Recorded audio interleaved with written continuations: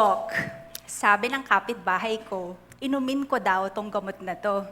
Okay ba yan? That is a question I am often asked at clinic.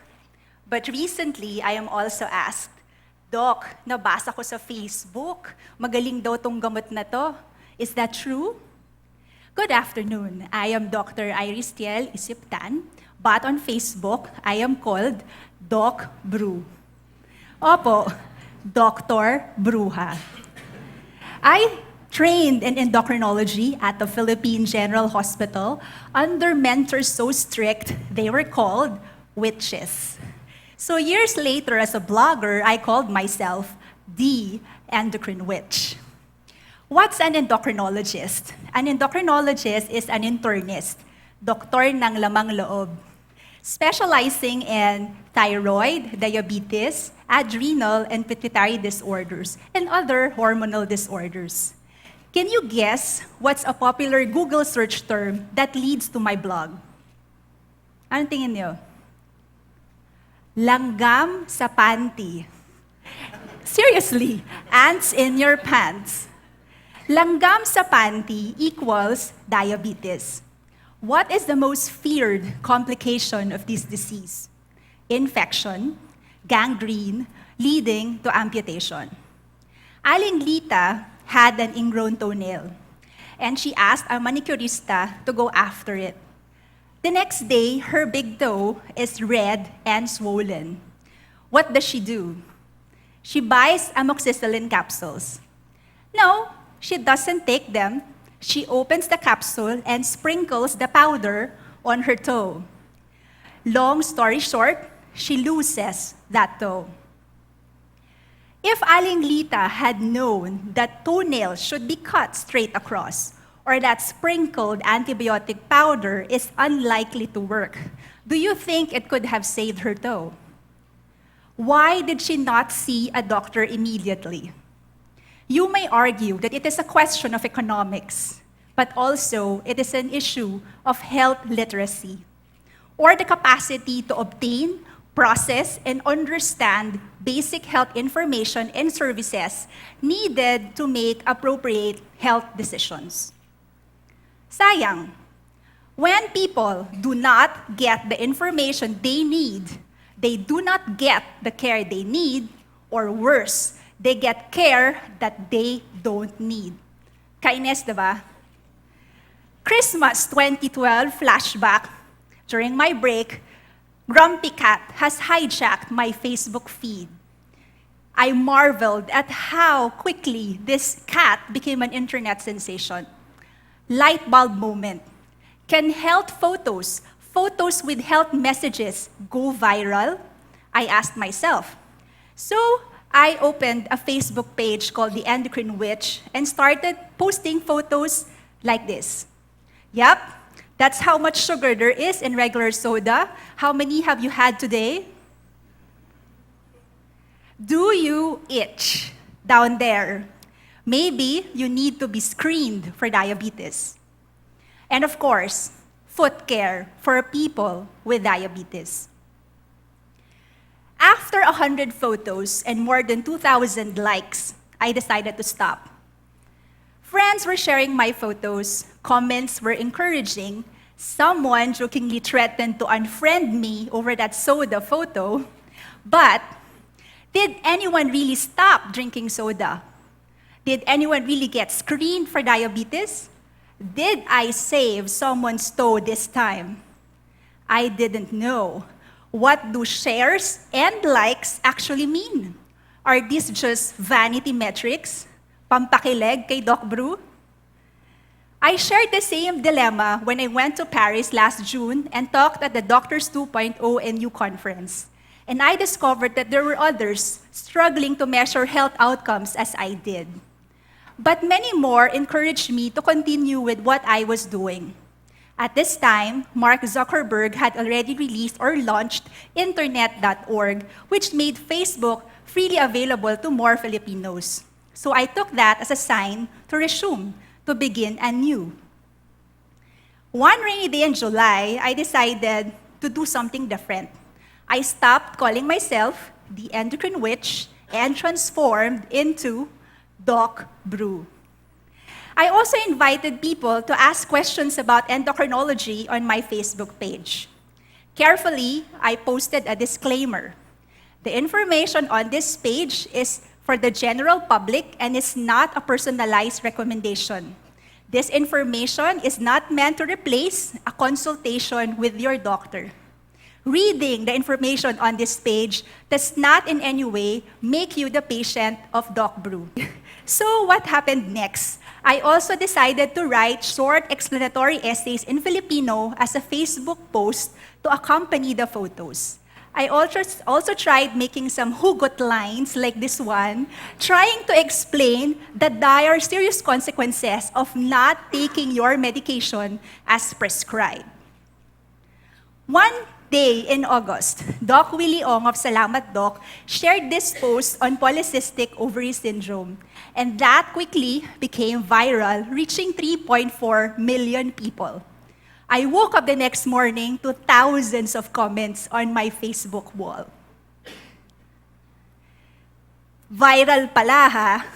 So I told myself, be careful what you wish for.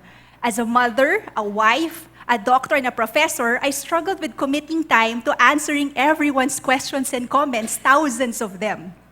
And there were people who posted pictures of their lab results, asking for a diagnosis despite my disclaimer.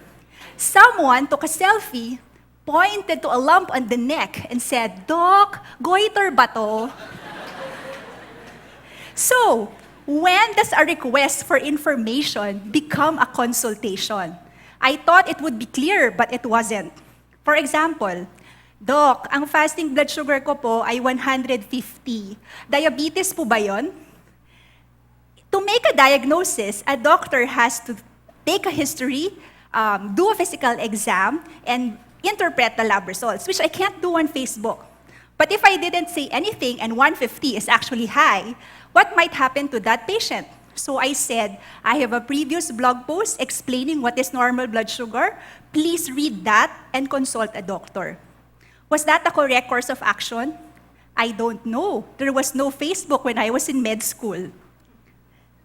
When I made it clear that my Facebook page is not an online consultation tool, people began asking me where my clinic was. I felt uncomfortable giving out that information because the page was not meant to advertise my services. And anyone could Google me and find me. Later on, it became an issue of trust. People said, "Doc, bakit ayaw mo sabihin saan clinic mo? Nagtatago ka ba?" And they also told me, "Doc, if we Google you, we're going to get data charges. Facebook is free, so tell us." So eventually, I gave in. Okay? So far, I've only had 3 patients cross over from a Facebook page to my clinic. Okay? But I also serve now as a directory service for endocrinologists. "Doc, taga-Samar ako. Hindi ako makakaluwas sa Maynila. Can you recommend an endocrinologist?" And I'm happy to refer colleagues that are nearer to them. More interestingly, the Facebook wall is no longer a conversation between myself and the readers who read my post. They are talking amongst themselves. A community is coalescing on my Facebook page. A type 1 diabetic is sharing his experiences about insulin. Filipino nurses working abroad are answering some of the questions. People with diabetes are exchanging notes. And women with polycystic ovaries are encouraging each other. Someone even posted a picture of her twins to encourage people to give them hope that there is hope for infertility. But what is now my responsibility, my accountability to this community? From 2,000 plus likes in 3 months, I am now at 30,000 likes. A very modest number. But I'm already having difficulty policing the comments. Okay? That viral polycystic ovary post has attracted people who sell herbs, food supplements, and get this, an herbal sanitary napkin that will reverse infertility. So by attempting to raise health literacy, I have now assembled an audience that is being exploited by others to advertise their dubious products. If I take a selfie now and post it on Facebook, that won't be a big deal. But doctors have to be always careful about what they post. A group I co-founded, #HealthXPH, released a manifesto for social media and medical professionalism. One statement says, "I will uphold patient privacy and dignity by not taking selfies, groupies, videos during patient encounters that include patient body parts, surgical specimens, or patients in the background without their consent." But what happens if the patient herself or someone close to her gives up that privacy? Let me give you time to read this very real Facebook post.